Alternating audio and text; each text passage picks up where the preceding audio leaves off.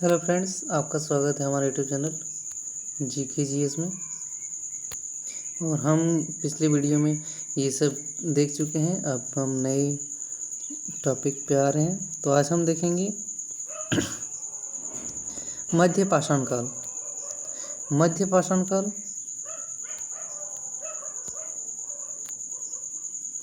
यह काल पूरा पाषाण काल और नव पाषाण काल के मध्य एक संक्रमण काल था।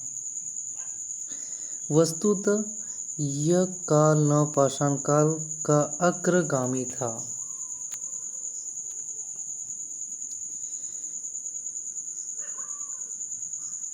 इस समय जलवायु गर्म हो गई और बर्फ की जगह घास से भरे मैदान उगने प्रारंभ हो गए। मतलब तापमान गर्म हो गई और जहाँ जहाँ बर्फ था वो सब पिघलने लगे, जिससे वह पानी फिर सूख गए और पानी सूख गए तो बर्फ से पानी बना और पानी सूख गया तो वहाँ घास उगने लगे। वो हमारा कौन सा काल होगा? मध्य पाषाण काल में ये सब घटना हुई है।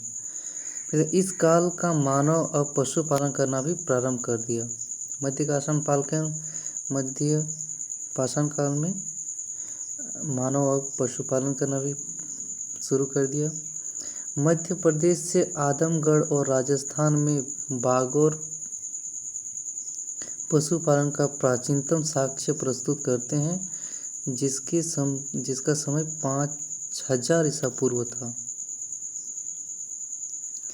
ये जब शुरू कर रहे हैं तो समय कब था? 5000 ईसा पूर्व।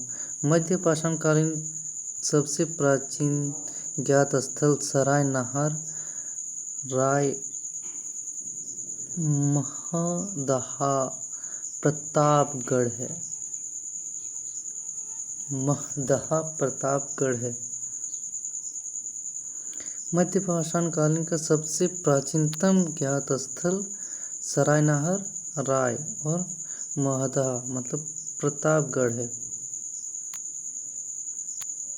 इस समय पत्थर के उपकरणों में तीर का जो नोक बनाया गया वो इस युग का विशिष्ट उपकरण है, जिन्हें सूक्ष्म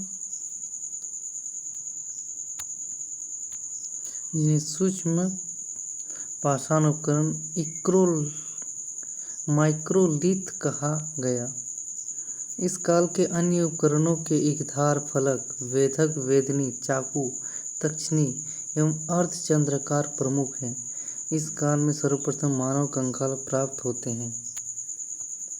फिर देखेंगे हम नवपाषाण काल। कालक्रम के अनुसार ये युग काफ़ी छोटा है, फिर भी सारे क्रांतिकारी परिवर्तन इसी युग में हुए हैं। विश्व स्तर पर इस संस्कृति का प्रारंभ 9000 ईसा पूर्व में पश्चिम एशिया में हुआ।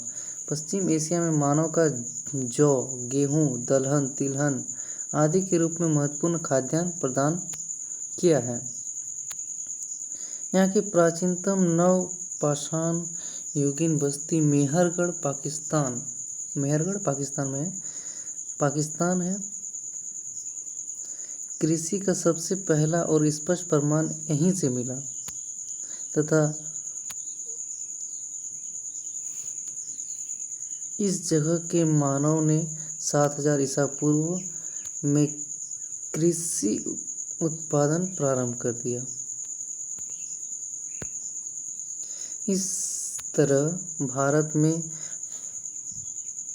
कोल्डिहवा नामक स्थान से चावल उगाने का प्राचीन साक्ष्य प्राप्त होता है। मतलब कोल्डिवा में चावल उगाया गया है, इसका साक्ष्य प्राप्त होता है। इसका समय 5000 ईसा पूर्व के आसपास बताया जा रहा है, मतलब लगभग आता है।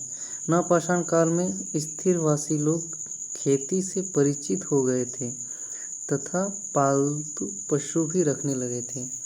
कहा जा रहा है कि नवपाषाण के जो लोग थे वो खेती से भी परिचित, खेती भी जान चुके थे और पशुपालन भी करते थे। इसलिए खाने पीने के बर्तनों की इन्हें जरूरत हुई। अतः कुंभकारी सबसे पहले इसी काल में दिखाई दी है।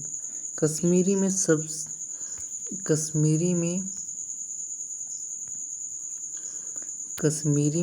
जिस नवपाषाण काल का विकास हुआ उसे कश्मीरी नवपाषाण संस्कृति के नाम से जाना जाता है। बुर्ज़होम संस्कृति के लोग गड्ढे वाले मकानों में रहते थे। बुर्ज़होम से मानव के साथ कुत्ते को भी दफनाने का प्रमाण मिलता है।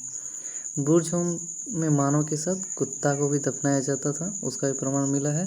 और बुर्ज़होम संस्कृति के लोग गड्ढे वाले मकान में रहते थे, मतलब गड्ढे वाले मकानों में रहते थे। बुर्ज़होम की संस्कृति में बोल रहे थे। और प्रमुख तथ्य क्या क्या है ये भी एक बार देख लेते हैं।